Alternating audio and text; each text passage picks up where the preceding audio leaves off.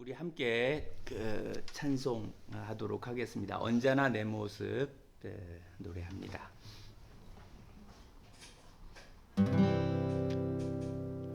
언제나 내 모습 너무나 부끄러워 무릎으로 주님께 기도로 가오니 나 홀로 서 있네 죽은 내 영 깨우사 주님만 나를 세워 내 영 살게 하소서.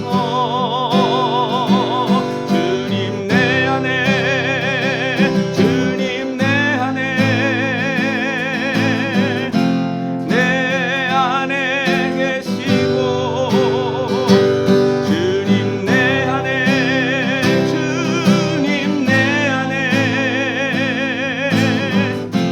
나를 세워 주소서. 언제나 내 모습 너무나 부끄러워 무릎으로 주님께 기도로 가오니 나 홀로 서 있네 죽은 내 영 깨우사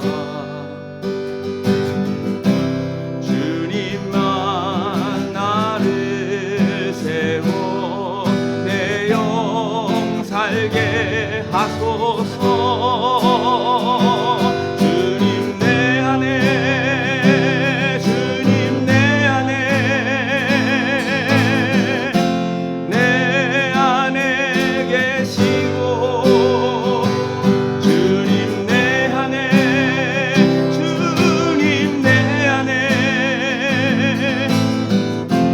나를 세워 주소서. 주님 내 안에 주님 내 안에 계시고 주님 내 안에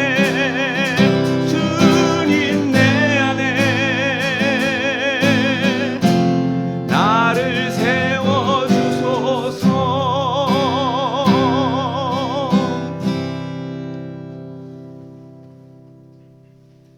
아멘.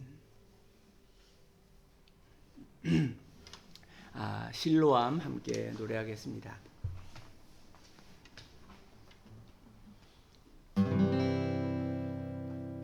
어두운 밤에 캄캄한 밤에 새벽을 찾아 떠난다. 종이 울리고 닭이 울어도 내 눈에는 오직 밤이었어. 우리가 처음 만난 그때는 차가운 새벽이었어. 주님 마음속에 여명이 있음을 나는 느낄 수가 있었소. 오 주여 당신께 감사하리라. 실로암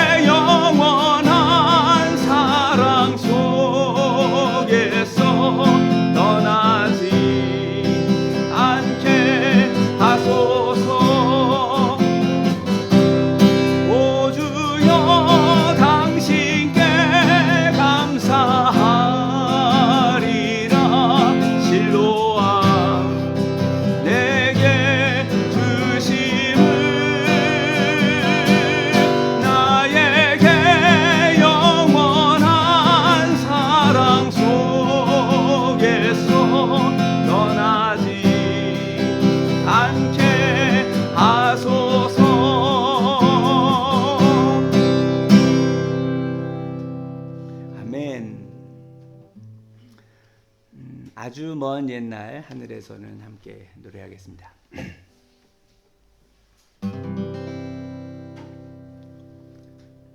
아주 먼 옛날 하늘에서는 당신을 향한 계획이 있었죠. 하나님께서 바라보시며 좋았더라고 말씀하셨네. 이 세상 그 무엇보다 귀하게 나의 손으로 창조하였노라.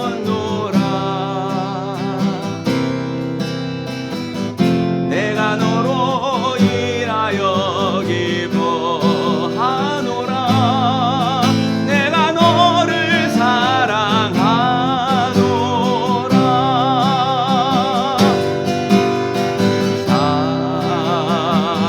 사랑해요 사랑해요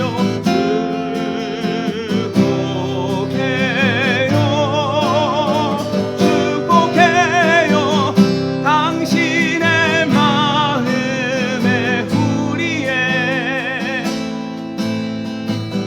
사랑을 드려요.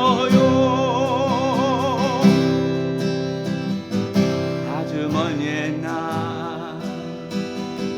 하늘에서는 당신을 향한 계획이 있었죠. 하나님께서 바라보시며 좋았더라고 말씀하셨네. 이 세상 그 무엇보다 귀하게 나의 손으로 창조하였노라.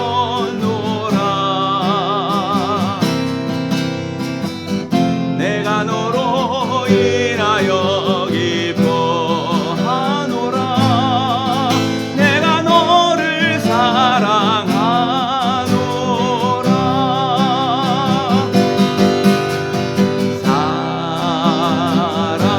사랑해요 사랑해요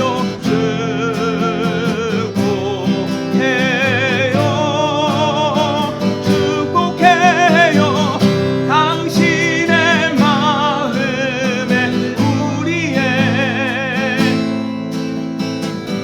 사랑을 드려요. 사랑해요 사랑해요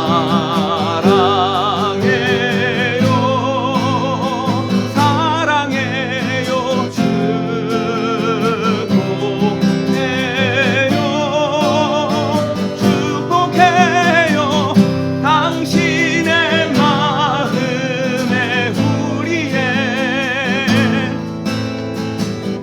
사랑을 드려요.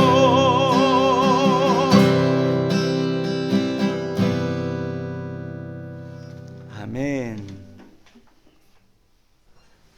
하나님께서 오늘 우리에게 주시는 말씀은 창세기 성경 12장 1절에서 3절의 말씀이 되겠습니다.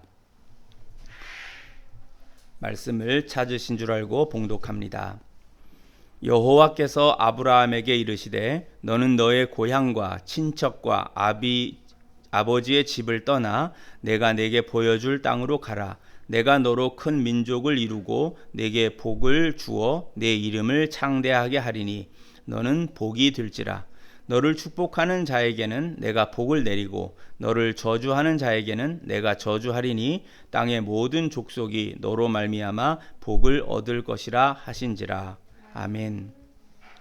창세기 12장 1절에서 3절의 말씀을 아브라함과 복이라 하는 제목으로 말씀을 생각하며 함께 은혜를 받고자 합니다.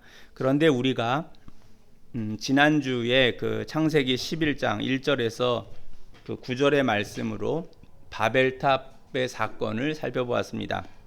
그 이후에 10절에서 그 32절까지의 말씀은 이제 그 아브라함이 등장할 때까지의 그 과정을 그 사이에 기록을 하고 있습니다. 그 중에 우리가 보아야 할 것은 그 벨렉이라고 하는 사람의 시대에 땅이 나뉘었다고 이야기를 합니다. 그 땅이 나뉘었다라고 하는 것은 바로 언어가 바로 바벨탑 사건이 일어나게 되어서 이제 모든 인류의 그 언어가 다 나뉘어져서 언어가 통하는 사람들끼리 흩어지게 된 것. 그래서 오늘날의 그 민족이 형성되게 된 것을 말씀하고 있습니다. 그 다음에 그 27절에서 창세기 성경 11장 27절에서 32절. 그러니까 앞에 부분은 26절까지 볼 수 있고요. 두 번째는 27절에서 32절까지 말씀에는 27절에 바로 이런 말씀이 나와요. 데라의 족보는 이러하니라 이렇게 나옵니다. 그래서 인류가 이제 쭉 다 퍼져 나가는데 하나님의 관심이 점점 좁혀져 오는 것을 봅니다. 그래서 이 데라의 족보는 이러하다 하고 데라 집안을 상세하게 이야기를 하면서 이제 그 아브라함에게로 넘어오게 되는 겁니다. 아브라함을 그 선택하여 부르시는 데까지의 그 과정으로 넘어오는 것을 본문에 말합니다. 그래서 이 족보는 이러하다라고 할 때 이 족보라는 말이 히브리어로는 톨레도시라고 그럽니다. 그래서 이 톨레도시라고 하는 것은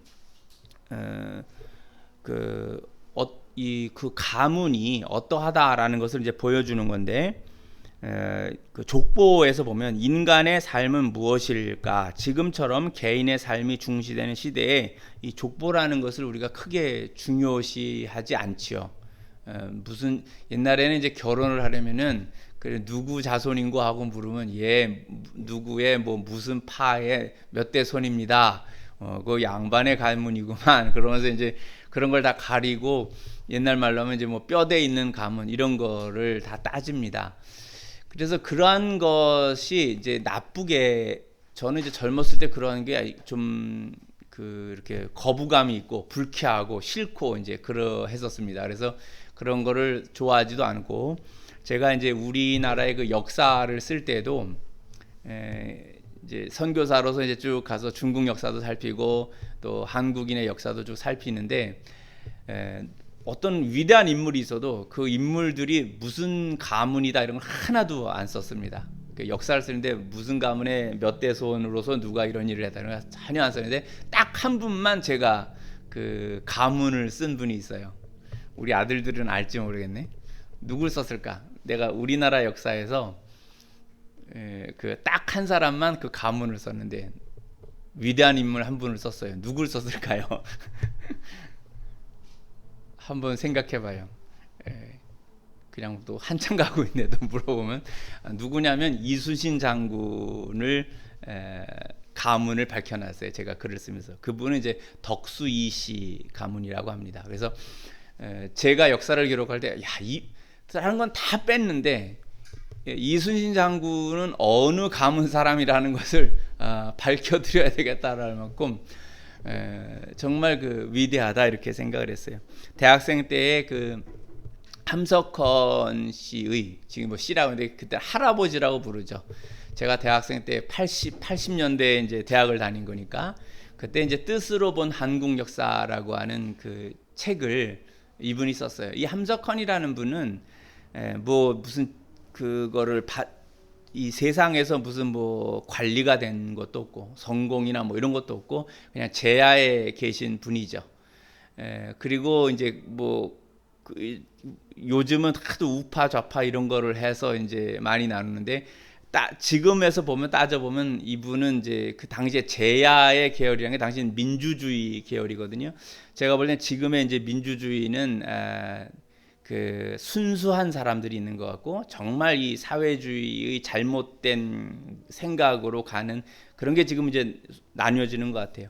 저는 옛날로 보면 오히려 지금의 이제 그 이제 진중권 씨라든지 뭐 김경률 씨라든지 그 순수하게 생각하는 어떤 진보주의라고 말을 하는, 막연하게 제가 이제 진보주의의 그런 생각을 갖고 있었죠. 그러나 성경을 쭉 다 연구를 하면서 칼뱅의 것이 그 자본주의와 또 자유민주주의 그리고 개인주의와 연결되는 것을 보면서 한국에서는 그걸 이제 우파라 이렇게 얘기할 수 있고 보수주의라 할 수 있는데, 이러한 부분으로 하나님의 말씀을 따라서 성경 전체에서 세상이 어떻게 돼야 될까, 이것을 다 연구를 하면서 이제 글이 온 것이죠. 그러니까 지금은 뭐 저 진중권 씨나 뭐 김경률 씨나 뭐 서민 교수라든지 이런 사람들이 옛날에는 함께 했었지만 지금의 어떤 그 사회주의 라인으로 우리나라를 끌고 가려는 사람들로부터 이제 분리되는 경향들이 있죠. 뭐 얘기 좀 더 이상 더 깊이 들어가는데, 함석헌이라는 분은 그분이 만약 지금 살아계시다면 어느 쪽으로 할까? 저는 순수한 어떤 그 진보주의 쪽에 계신 분으로 보여져요. 왜냐하면 고려대에 계시던 그 지금 명예교수로 계신 윤창집 교수님도 현재의 그 나라의 모습은 유사 그 전체주의다. 이게 민주주의가 아니고, 민주주의를 위해서 애쓰시던 분이고, 또 윤창집 교수도 그 아주 진보주의에서 그 원로, 존경받는 원로 그런 그 학자신데, 이분이 현재의 정부와 정권에 대해서 대단히 그 우려를 표현하고 있거든요. 그리고 뭐 말이 나와서 그런데 설교 이게 또 말이 좀 이상한 데로 갔습니다. 그러나 그 노래하던 노차사에 있던 그 지금 갑자기 안치환인가 하는 그 아주 그 노래를 이렇게 하는 사람이 있어요. 저도 그 사람의 노래를 많이 좋아했었고, 이렇게 아주 그 정성을 다해서 온 그 함성을 지르듯이 노래를 하는 그 모습이 좋아서 제가 많이 따라 부르고 그럽니다. 근데 이 사람도 현재의 정권에 문제가 있다. 이것이 옛날에 자기들이 함께 꿈꾸던 그러한 그 세상의 모습이 아니다라고 이야기를 합니다. 저는 이제 그런 분에 동의를 하는데, 그래서 함석헌 할아버지 얘기가 나서 조금 그리로 갔습니다. 죄송합니다. 그런데 이 함석헌의 뜻으로 본 한국 역사라는 곳에서 이분이 뭘 얘기를 하냐면, 제가 대학생 때 읽을 때 이순신 장군을 그 민족의 메시아다 이렇게 표현을 해놨습니다. 이순신 장군이 무슨 저 메시아 이런 건 아니죠. 그러나 당시 일본에 의하여서 완전히 점령당할 수 있는 위기였거든요. 그때 이순신 장군이 그 남해안 해안을 다 이렇게 막고 계셨기 때문에 보급 물자가 한양으로 평양으로 가지 못하게 된 거죠.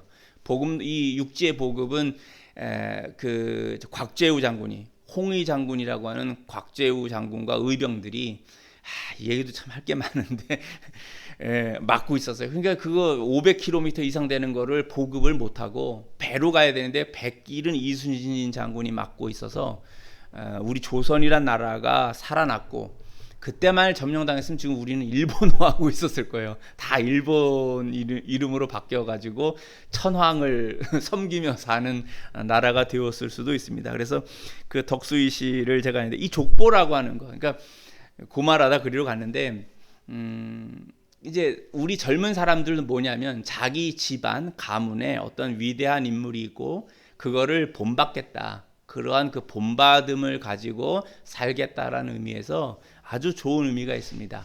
그러니까 이렇게 그 가르고 막 이렇게 하는 어떤 부분에 단점도 있는데, 그렇지만 자기 집안의 어떤 것을 내가 닮아가고 모범으로 삼고 하는 그런 부분들은 그 아주 좋은 겁니다. 그래서 족보에 관한 것을 나쁘게만 볼 것이 아니라 좋은 점들이 있다는 것을 분명히 보셔야 되겠고요. 성경도 뭐냐면 족보를 엄청 써놨어요.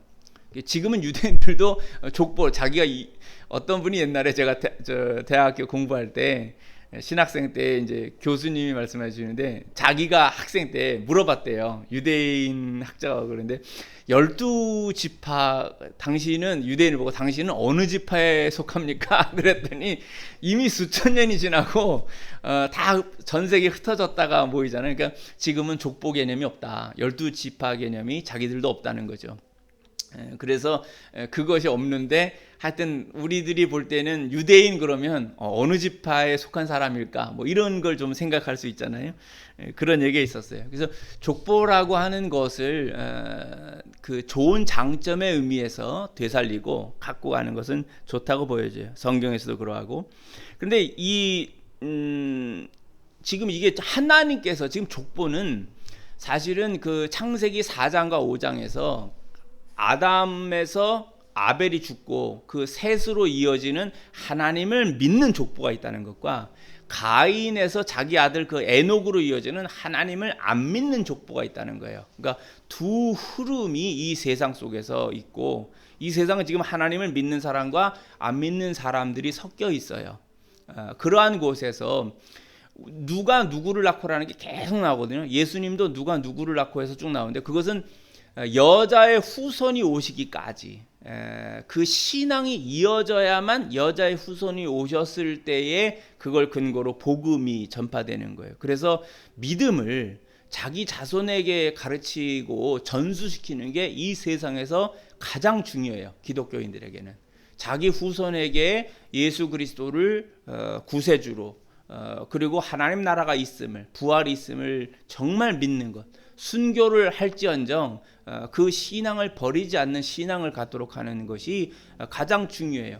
성경에는 이 두 흐름이 있다. 이 두 족보의 어떤 그 라인, 선들이 있다는 거예요.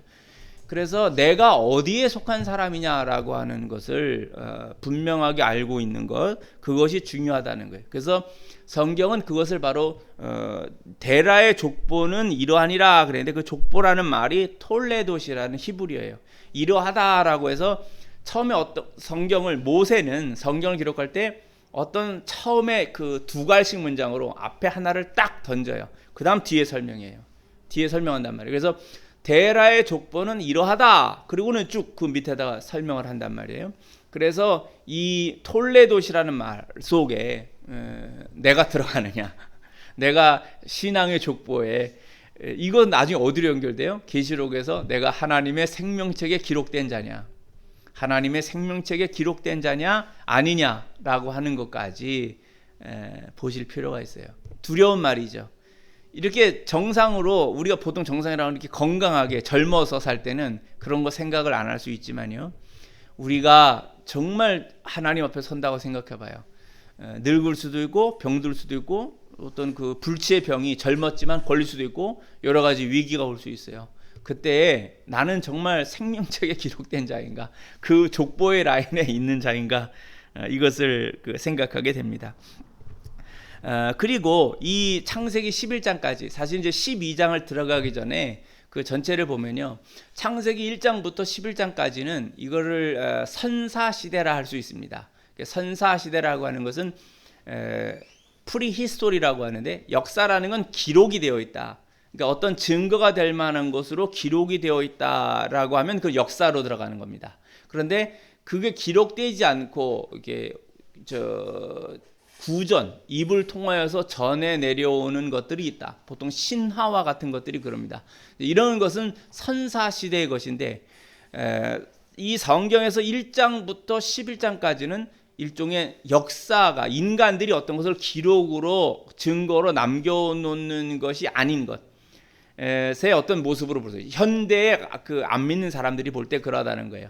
믿는 사람들이 볼 때 이것은 다 우리는 하나님의 말씀이고 이건 정확한 역사의 기록으로 봐요. 그러나 일반인이 볼 때는 아브라함부터는 인정을 하는데, 그 전에 있었던 이러한 일들, 전 인류의 대홍수가 있었다, 900 몇 살까지 살고, 이러한 것들에 대해서는 다 이것은 그냥 그 유대인들이 갖고 있는 히브리 사람들의 그 신화다 이렇게 하고 쳐버려요. 근데 신화학은, 신화도 하나의 학문이 되거든요. 신화는 그 글이 없을 때 후손에게 꼭 전달해야 할 것들을 입을 통하여 전달하는 거예요. 후손들에게 기억하여 전달케 하는 거예요. 그래서 가장 중요한 것이 남는 거죠.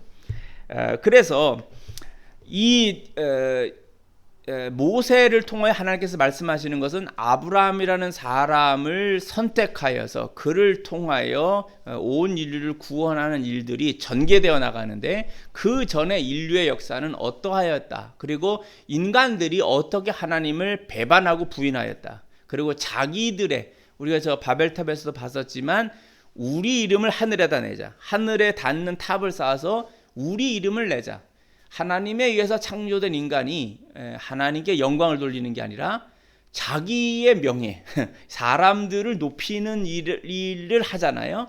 그 다음에 하나님의 명령, 온 땅에 흩어져라, 편만하라는 것을 어기기 위하여서 흩어짐을 면하자, 그러한 것을 목적으로 인간들이 단합하고 있음을 말해주고 있습니다. 그래서 그와 같은 이 세상이 가는 길들을 분명하게 보여주면서 하나님의 구원은 뭐냐라고 하는 것이 하나님께서 택하신 아브라함을 통하여서 이루어지고 있는 것을 말씀하는 겁니다. 이렇게 이제 앞부분을 좀 정리를 하고요. 이제 오늘의 본문 창세기 12장 1절에서 3절, 이제 아브라함이라는 사람이 성경에 등장을 합니다. 아브라함. 그래서 여호와께서 아브라함에게 이르시되, 말씀하셨다는 거죠. 그러니까 아브라함이 하나님을 먼저 찾는 게 아니에요. 이게 아주 중요한 것은 하나님께서 부르신다는 거예요. 신앙은 그래서 피동이라는 것입니다. 내가 하나님을 먼저 찾는 것이 아니에요. 그러니까 그 찾는 게 뭐냐면, 나는 내가 하나님을 내가 찾는다고 생각을 해요. 근데 그게 아니라 하나님이 찾게 하시는 거예요. 하나님이 찾게 하시는 거고, 모든 것은 하나님의 주동이세요. 우리가 정말 정확하게 피동이라는 것을 인식을 하면 그때 참된 신앙이 돼요. 근데 내가 주동이 되면 항상 큰일 나요. 교회도 목사님이 또는 어떤 교회 장로님이라든지 지도자들이나 기독교인들이 내가 뭐를 한다, 하나님의 어떤 부르심이나 하나님의 계획이 없는데 내가 뭘 하겠다라고 하는 것이 시작되면 그건 다 인본주의예요. 사실은요. 다 이게 교회가 부흥하는 것처럼 보이고 뭘 다 해도 정말 하나님께서 불러서 되는 것이냐라는 것이 검증돼야 돼요. 정말로 그게 없는데 목사가 움직이는 거다, 장로가 움직이는 거다, 그냥 교인들이 움직이는 거다, 그것은 사람들의 모임일 뿐이지 하나님께서 원하시는 형태가 아닐 수 있다라는 거예요. 그래서 이 부흥이라고 하는 것도 정말 깊이 들여다봐야 돼요. 하나님께서 원하시는 정말 하나님 나라에 들어가는 부흥이냐, 아니면 그냥 모여서 사람들끼리 축제를 하고 있는 거냐. 이 부분이 아주 이 시대에 정확하게 한번 보아야 될 것이 있는 것입니다. 그래서 여호와께서 아브라함에게 이르시되, 부르셨다는 거예요. 그러면 우리들 각자 이걸 적용해야 돼요. 하나님이 나를 부르셨는가? 하나님이 나를 부르셔서 하나님의 사람인 것을 증명해 주시는가? 그러니까 어려서는 부모님 책임하에 신앙이 커요. 부모님 책임하에. 그러나 어른이 되었을 때 우리가 교회에서 입교라는 것을 하는 것은 뭐냐면, 너는 정말 예수의 몸된 교회에 들어올 수 있는 그 신앙을 고백하느냐라는 걸 묻는 거예요. 그래서 그 입교의 의식을 통하여서 제가 어려서부터 지금까지는 부모님을 통하여서 주님을 알았으나 이제는 저의 마음으로, 제 이성으로 주님을 고백합니다. 그러면 이제 교회에서 예수의 몸된 교회의 일원으로 받는 그 의식이 이제 입교가 되는 겁니다. 그래서 이 부르심, 주님께서의 부르심을 우리가 언제나 생각해야 돼요. 주님이 날 부르셨는가? 이게 없으면 사명감도 좀 흐릿해지는 거예요. 내가 뭐를 해야 될지, 나의 삶의 인생의 방향은 뭔지, 이런 게 분명하게 나와야 돼요. 그거를 빨리 찾고 그것을 정확하게 인식하고 가는 것이 아주 중요하죠.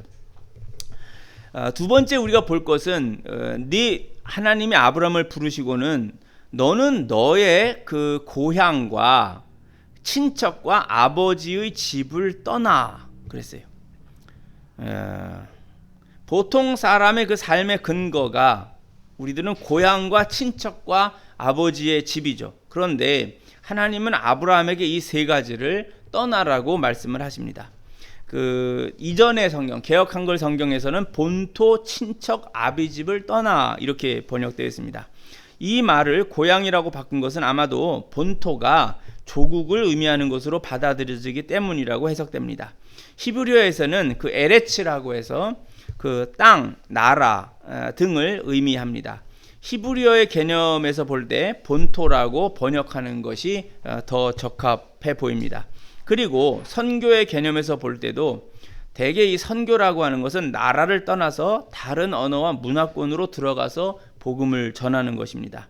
아브라함의 활동 범위는 결과적으로 볼 때는 선교사로서의 활동이었다, 이렇게 해석하는 사람들이 있습니다.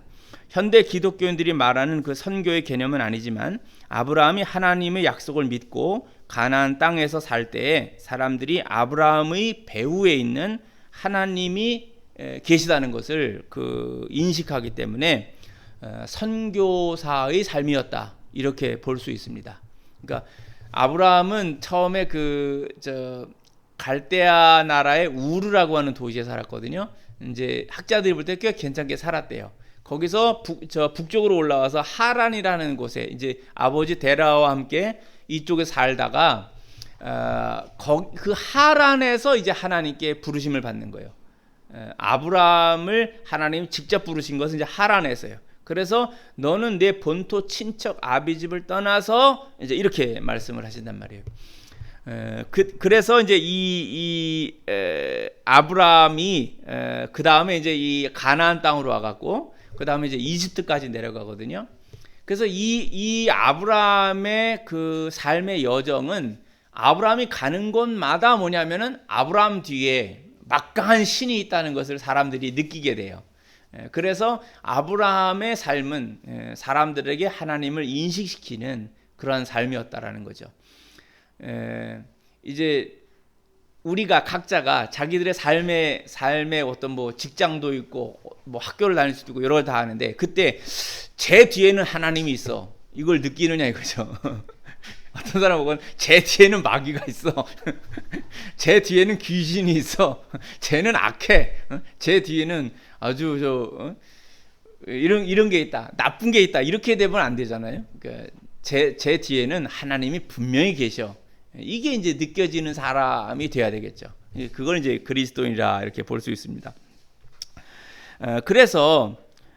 그리고는 주님이 이제 너는 내 그 본토 친척 아비집을 떠나서, 이게 얼마나 무서운 거예요. 자기가 살아왔던 배경에서 떠나. 한번 생각해봐요. 그동안은 이제 엄마 아빠랑 살면서 재밌는 말로 옛날에 엄마 아빠 등쳐먹고 살다가 이렇게 이제 얘기할 수 있는데, 또 이제 제 아내가 또 인상을 또 찡그렸어요. 예배 끝나고 또 이제 설교 시간에 왜 그런 말을 하냐고 이제 또 이제 한 소리 또 듣게 됩니다. 그런데 보면은 이제 잘 살다가 이제 떠나죠. 결혼을 하는 거예요. 결혼한다든지. 또는 뭐 일 때문에 뭐 이렇게 부모님 떠나줄 수도 있죠. 남자들은 군대를 가보는 기회가 먼저 있죠. 한 2년 정도 먼저 떨어져서 살아보는 거잖아요. 이제 삭막해요. 군대라는 데가 진짜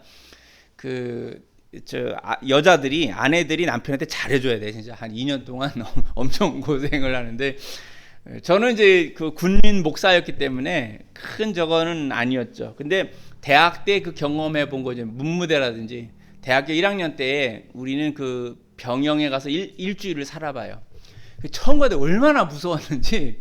딱 들어왔는데 이 빨간 모자를 쓴 아주 겁줄라고 그런 것 같아. 딱 이렇게 서 있어요. 그럼 내리자마자 뭐라 하냐면 이름표를 나눠주면서 이름표를 2분 내에 달고 나오래. 옷을 갈아입고 군복으로 갈아입고 이름표를 달고 2분 내에 다 하고 나오라는 거야. 와, 명령이 떨어지자마자 다들 그냥 들어가서 옷을 다 벗고 군복으로 갈아입는데 위에는 이제 바늘하고 실을 꿰서 여기다가 달아야 되는 거예요. 이름표를 2분 내에 하고 나가서 딱 서야 되는 거야. 이 말도 안 되는 억지지. 근데 이게 얼마나 이제 우리 말로 쫄았는지 들어가서 옷을 입고는 바늘을 이렇게 실에다가 바늘 깨다 넣어야 되잖아. 넣어갖고 어떻게 넣어서 딱 대갖고 이제 꼬매는데 세상에 이 손가락을 쏘고다 바늘을 푹 찌는 거야. 푹 찔러갖고 오는데 하나도 안 아픔. 소리도 안 나. 이게 얼마나 긴장을 했는지 푹 찔러가지고는 이만큼 들어갔는데 그냥 빼가지고는 이걸 몇 번 꼬매지도 못하고 2번인가 3번인가 그냥 꿰맨 게 아니라 걸려 있는 거지. 이렇게 떨어지는데 2바늘인가 이렇게 꿰매지 여기 걸려 있어서 근데도 시간 되니까 나가야 돼. 딱 쓴 거지 뭐. 그렇게 해갖고 걸려 있고 뭐 얼마나 웃겼겠어요. 그러고 나가가지고 그렇게 이제 겁이 나는 거죠. 겁이 나는 그런 거를 이제 낯설게 가는 거죠. 자, 하나님께서 네 본토, 친척, 아비집을 떠나 그동안 편안하게 생각했던 모든 걸 떠나라는 거거든요. 저는 선교사이기 때문에 중국을 갈 때 모든 걸 다 정리하고 정리를 하면서 그랬어요. 야, 목사로 있을 때는 그래도 교인들이 뭐 좀 먹을 것도 갖다 주고 뭐 이렇게 다 하는데 선교사가 되니까 다 주고 가야 되는 거야. 다 나눠주고 가방 몇 개에다가 넣어서 우리 애들 조그만 때 그 가방에다 넣고 가방 몇 개 들고 그리고 이제 애들도 크면서 옷 잠바 잘 입으라고 우리 작은 애 같은 경우는 한 거의 뭐 7, 8살 정도 그 정도 될까? 그 정도 되는 잠바를 3살짜리 애한테 그런 옷을 입혀갖고는 이렇게 그냥 거의 옷이 걸어가는 형태로 그러고 갔었어요. 그 하나님의 이 명령이라는 거 무슨 아브라함이 신앙이 깊은 사람도 아니 뭐 처음 만난 거 아니에요. 하나님하고 하나님이 나타나갖고는 나는 야훼 하나님이다. 그러고는 너는 내 본토 친척 아비집을 떠나라. 이걸 순종하는 이 사람, 이 아브라함의 신앙이라는 건 처음에 애초에 그 신이 누군지 제대로 알지도 못하는데 자기에게 나타나서 넌 떠나라. 내 본토 친척 아비집을 떠나라. 이거를 순종한다는 게 이 자체가 벌써 그게 아브라함은 이게 된 사람이라는 거죠. 그 기본이 된 거예요. 그 뭔지 모르는데 그 신이 나타나서 자기에게 한 말씀을 따라서 본토 친척 아비집을 떠난다는 것은 대단한 것이고, 그리고 대단히 모험적인 사람이라는 거예요. 저는 모험을 굉장히 두려워하고 싫어하는 사람이었거든요. 그냥 어디 한 군데 가면 그냥 가만히 있고 그러고 사는 게 낫지 뭐 어딜 떠나고. 근데 이런 사람을 들어서 선교사로 쓴다는 게 되게 웃기잖아요. 그냥 저는 목회하는 게 오히려 맞는 거지. 그냥 어디 한 군데서 사람들 공동체 이루고 이러고 사는 게 좋은 사람인데 이런 사람을 들어다가 그냥 그 사회주의 공산주의 나라에다가 다 집어넣고 선교하라고 하는 것도 의미가 있어요. 하나님께서 사람을 바꾸는 작업이죠. 그래서 그 선교를 하다가 이제 수십 년이 지나서 제가 이제 문득 얼마 전에 생각이 뭐냐면 그 모험이란 걸 어드벤처라고 하거든요. 근데 옛날에 보면 동화책 같은 무슨 저 애들 보는 책에서 톰 소여의 모험 이러잖아요. 허클베리 핀의 모험이라는 말이 붙고 신라가 아니라 헬라 그 그리스에도 보면은 오디세우스의 모험 그리고 이제 로마를 이루었다는 그 아이네이아스의 모험 다 모험이란 말이 붙거든요. 아브라함의 삶도 이거를 보면은 이게 모험이에요. 모험이라는 거죠. 그 가만 보면 인생이라는 게 다 모험이에요. 모험이라는 게 뭐냐면 특히 이제 여자들은 뭐냐면 제가 제 아내가 이제 저랑 결혼 살지만 제가 어느 날 생각한 게 있었어요. 아니 여자가 뭘 보고 살아봤어? 저 남자하고 살아보지도 않았는데 그 남자에게 모든 걸 걸어서 결혼해서 살아. 이건 모험이에요. 모험. 요즘은 아주 이상한 사람들이 뭐 살아보고 결혼한다는데 그건 비성경적인 것이고 그 연애를 하면서 알아야지 상대를 정확하게 알 정도의 영적 분별력을 갖는 건데 근데 남자를 만나서 그 남자에게 자기의 모든 걸 다 걸어. 그래서 저는 여자가 볼 때 이건 모험이라고 생각하는 거예요. 이게 용감하다. 사랑한다라는 그것이 얼마나 그 깊고 강렬하게 작용을 하면 자기 인생 전체를 걸까? 사실 이게 연애라는 거예요. 연애를 하면서 그 인생 전체를 걸 만한 걸 알아보라는 거거든. 근데 요즘 젊은 사람들이 그런 걸 잘 제대로 안 하니까 결혼한 후에 곧 이혼들을 하는 거예요. 그게 매우 불행한 모습들이라는 거예요. 그렇게 하면 안 된다는 거예요. 기독교는 이혼하거나 그런 거를 원하지 않아요. 이 기독교는 가정을 온전히 이루는 것 그런 거를 이제 원하는 건데 그래서 그 모험을 잘 해야죠. 이게 아브라함도 모험인데 하나님을 처음 만나고는 내 본토 친척 아비 집을 떠나 그러는데 이걸 순종해 버린단 말이에요. 이 사람은 모험을 시작한 거예요. 그래서 저는 젊었을 때는 이걸 참 두려워하고 싫어하는 단어였는데 지금 이 나이가 되어서 생각해 보면 모험 그거 괜찮은 것 같다. 해볼만 하다. 이런 생각이 드는 거예요. 짜릿짜릿해요. 무슨 말이냐면 실패도 짜릿해. 성공도 짜릿하고 성공하면 좋고 감사한 거지. 근데 성공해서 교만해지면 굉장히 힘든 거고 실패했다 그래서 완전히 좌절해서 절망해버리면 그것도 아니야. 그러니까 하나님은 인생의 모든 과정에서 이 전체를 다 일종의 하나님께서 우리를 만들어 가시는 거지. 만드는데 그분의 뜻을 이해하는 거. 이제 그게 참 중요한 거예요. 그러면 나중에는 인생이라는 게 죽을 만큼 아픈 것도 경험해 보거든요. 죽도록 힘들어요. 피눈물이 쏟아지고 악소리도 안 날 만큼 어려울 때가 있어요. 그런데 그걸 다 겪고 남는데 하나님을 믿는 사람은 뭐가 나냐면 감사가 나와요. 감사가. 정말 감사할 수 있는 게 나와요. 나의 나된 것은 이라는 바울이 그 표현하는데 나의 나 된 것은 이라는 것에 대해서 감사할 수 있는 것.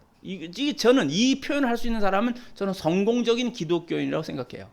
나의 나된 것은이라는 말을 쓸 수 있는 사람은 성공적인 삶을 산 사람이다. 주님의 그 조율, 이리도 치시고 저리도 치시면서 만들어가는 과정에 들어가 있는 사람이라는 거예요. 그래서 우리 저 젊은 사람들이 함께 예배하지만 여러분들의 삶 속에서 여러 가지로 주님이 인도를 하세요.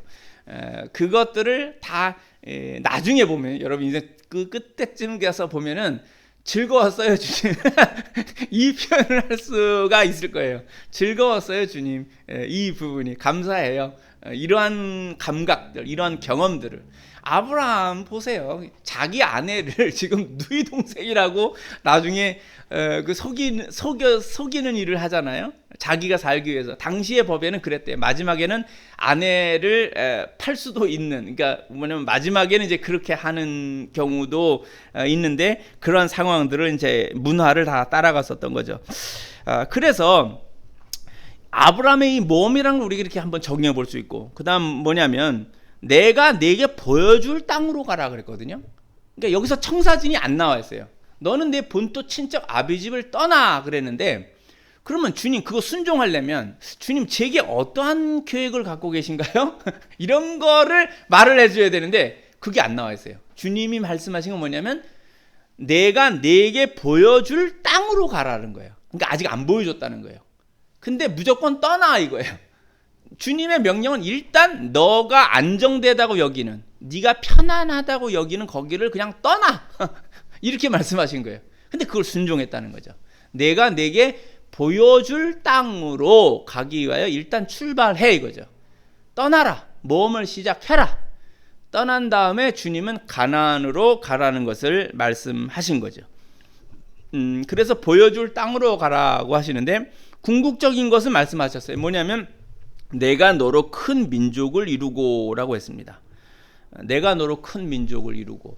아브라함이 이룬 민족은요, 첫째는 이스라엘이겠죠. 이스라엘 그 사람들로 이루어진 거죠. 그런데 아랍 사람들도 뭐라고 하냐면, 우리는 성경을 통해서만 보면 그 이스라엘 사람들만의 조상으로 여겨요. 그런데 놀랍게도 그 주변에 있는 수억의 아랍 민족들이 다 자기들의 조상은 아브라함이라는 게. 그게 누구의 후손이라면 이스마엘의 후손이란 말이에요. 그 나중에 사라가 자기가 아기를 지금 못 낳고 있으니까 그 자기의 몸종이었던 이집트 여자 하가를 통하여서 아브라함으로부터 아들을 낳아요. 그게 이제 이스마엘이란 말이에요. 그래서 그 이스마엘의 후손들이 지금의 아랍 민족을 이루는데, 이슬람교는 그렇게 시작하는 거예요. 하나님께서, 그들이 말하는 하나님은 알라인데 알라가 아브라함을 통하여서 이스마엘을 낳게 했다는 거죠. 이스마엘이 적장자라는 거예요. 이슬람교는 이 이스마엘의 후손들이 알라를 믿는 거라는 거예요. 그리고 사라가 낳은 아들 그 이삭은 지금 야훼 하나님을 믿는 거란 말이에요. 그 언어가 다르니까 여기서 야훼라 말하고 여기는 알라라 말하는데 이 사람들이 지금 다 아브라함을 자기들의 조상이라고 하죠. 근데 누가 또 있어요? 이건 혈통인데 혈통이 아닌 게 누구냐면 우리 기독교인들이에요. 우리도 아브라함을 영적인 아버지로, 조상으로 여긴단 말이에요. 그게 어떻게 가능해요? 그게 어떻게 가능하냐면 바로 이 뒤에 말. 자, 큰 민족을 이루고 내게 복을 주어 내 이름을 창대케 하리니 너는 복이 될지라 그랬는데, 우리 기독교인들이 어떻게 아브라함을 영적인 조상으로 섬길 수가 있는가라고 할 때는 3절 말씀이에요. 그 끝에 부분에 땅의 모든 족속이 너로 말미암아 복을 얻을 것이다. 땅의 모든 족속이 너로 인하여 복을 얻을 것이다 라는 말씀이 있잖아요. 아브라함을 통하여서 아브라함에서 이삭으로 통하여서 내려온 이 신앙의 족보가 나중에 그 족보를 통해 누가 오는 거냐면 바로 예수님이 오시는 거예요. 그리고 예수님이 뭐라고 하신 거예요? 너희 믿는 자들을 양자로 삼는다는 거죠. 그래서 이 부분을 통하여서 우리는 그 아브라함의 흐름 속에 들어가게 되는 거예요. 영적인 조상으로서 아브라함을 섬기게 되는 거고, 요 생각을, 요 사상을 누가 가져가서 쓰고 있는 거냐면 바로 이슬람교의 그 선지자인 무함마드가 뭐라고 얘기하냐면, 아랍 민족만이 구원 얻는 게 아니라 이거를 이제 전 세계에 퍼뜨려야 되잖아요. 그러니까 바로 이 예수님이 말씀하신 이것을 가져가는 거예요. 그래서 뭐냐면 알라 신을 믿으면 바로 예수님께서 말하는 그 너희를 양자 삼는다는 개념을 가져다가 이스마엘의 그 혈통적 후손만이 아니라 전 세계 사람들도 그 알라를 믿으면 이슬람이 된다. 우리 그들 umma 공동체라고 하는데, 우리는 이걸 교회 공동체라고 하잖아요.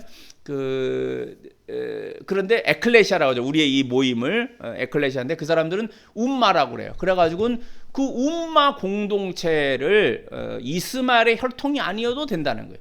근데 이제 유대교는 뭐였어요? 유대교여야 된다는 거죠. 유대교 혈통을 이제 아주 강조했어요. 유대교 혈통을 강조하다가 나중에 예수님 시대쯤 되어서 뭐가 있었냐면, 이 이방인들도 하나님을 믿을 수가 있는데 어떻게 되냐? 유대교인이 돼야 된다는 거지. 그러니까 유대교로 들어와야만 된다는 거였어요.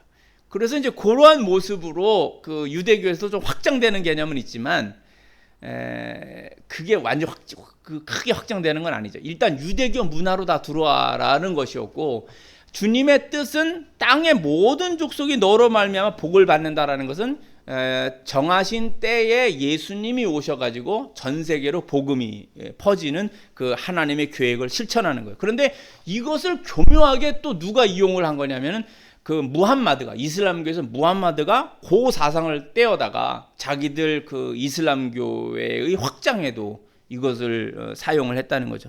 여하튼 지금 이 3절의 말씀이 그 땅의 모든 족속들이 아브라함을 통하여서 복을 받는다. 이 복이라는 말이 빠라크라는 말인데, 이게 그 무릎 꿇는다는 단어에서 와요. 그러니까 하나님 앞에 무릎을 꿇는다. 이건 이제 뭐 강제로 막 무릎을 꿇는 그것도 있지만, 그 무릎을 꿇는다는 뜻이 순종한다는 뜻이거든요. 그러니까 주님의 말씀에 순종하게 되는 것은 그분을 받아들이고 구원을 얻게 된다는 것. 이 부분은 바로 너로 큰 민족을 이루어 네게 복을 주어서 내 이름을 창대케 하리니 너는 복이 될지라. 그거 연결되는 거죠. 그러니까 뭐 안 믿는데 강제로 무릎을 꿇린다, 그게 아니라 아브라함 너는 복이 될 거다. 그리고 너의 이름으로 땅의 모든 족속이 복을 받을 거다. 이렇게 말씀하셨잖아요. 그러니까 이것은 구원과 연결된 복을 말하는 거예요. 그냥 강제로 무릎 꿇림이 아니라. 그러니까 땅의 모든 족속들 가운데 하나님이 선택하신 자들, 하나님이 구원에 이르게 하는 자들을 예수 그리스도를 보내시는 그 정하신 때에, 이거를 헬라어에서는 카이로스라고 그러는 거예요.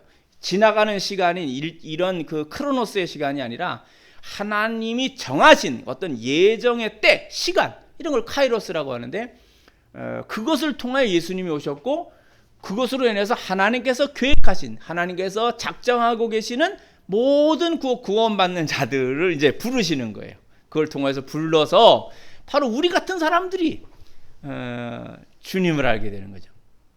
저는 아무도 안 믿는 집안에서 이제 힘들고 어려운 환경을 통하여서 예수님 당신이 계시다면 날 좀 살려주세요. 그래서 이제 나는 예수님을 알게 되었고, 제 아들 같은 저런 아이들은 뭐예요? 부모님이 예수를 믿으니까 이제 그냥 그 문화 속에서 자라나면서 자연히 알게 됐죠. 그러면서 자기들이 생각해야 되는 거예요.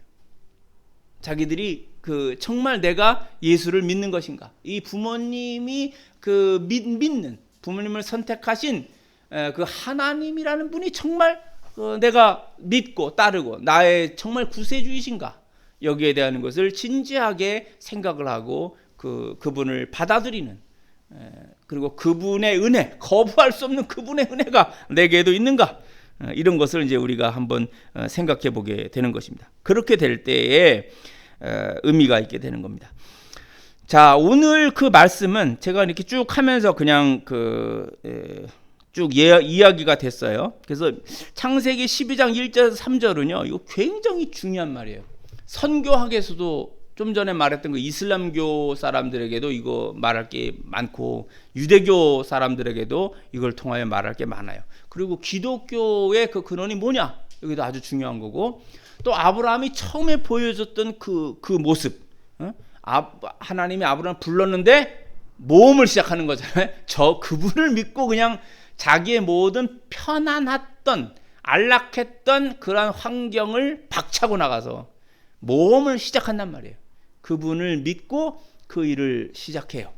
이게 이제 인생이라는 의미가 뭐냐라고 할 때 제가 교인들에게 꼭 이야기해주고 싶은 것은 이런 삶을 한번 살아라. 그게 진취적이다. 아유, 목사님 그건 너무 힘든데요. 그냥 본토 친척 아비 집에 있으면 안 될까요? 이럴 수도 있죠. 그러나 이것이 어떤 소명으로 나를 불러주는 그런 말씀이다. 이렇게 여기면, 주님, 저도 한번 그런 모험을 한번 살아보고 싶습니다. 이러면 또 이제 주님이 그 길을 열어주시죠. 고생이 될 수도 있고 하지만 그거는 인생이 아주 흥미로운 거예요. 재밌는 거예요. 나중에 보면 그런 인생을 또 이렇게 해보는 것. 저는 젊은 사람들에게 그걸 권해요. 해봐라 한번. 살아보니까 나도 좀 겁을 냈었는데 뭐냐면 살아보니까 하나님 믿는 사람을 그렇게 무참하게 하나님이 그렇게 죽이시지는 않는다는 걸 믿잖아요. 하나님이 계획이 있으시고, 그러면 이런 것이 내게 어떤 느낌이 온다는 건 그 길을 뭔가 열어주시는 거니까 믿고 한번 가보는 것, 거기에 어떤 뭔가 있는 것 같아요. 그래서 12장 1절로 3절의 말씀은 두고두고 여러 가지로 우리가 다 계속해서 이걸 묵상하면서 설교할 것이 있지만, 우리 젊은 친구들에게는 아브라함이 하나님의 말씀을 듣고 즉각적으로 반응하면서 그의 신앙의 모험을 시작했다는 것, 어드벤처 오브 페이스라고 할까요? 신앙의 모험을 시작했다는 것. 오디세우스는 지중해 돌아오면서 그 여러 가지를 겪었고, 아이네이아스도 트로이 성이 멸망당한 다음에 이제 탈출하는 그런 모험을 시작했다면, 우리는 하나님의 부르심에 의하여서 우리의 삶의 모험, 신앙의 모험을 그거 한번 해보겠다. 이런 것도 이게 아주 중요해요. 그러면 짜릿짜릿한 삶의 여러 가지들을 겪으면서 궁극적으로는 하나님께 영광을 돌리는 삶, 하나님에게 감사하는 삶, 자기 삶을 주님, 육체를 갖고 사는, 부활의 육체가 아니라 아직 우리 육체를 있지만 이 육체를 갖고 사는 삶이 재밌었어요. 그렇게 이야기를 하며 하나님 나라를 갈 수 있는 그러한 신자들이 될 수 있기를 그리스도 예수 이름으로 축원합니다.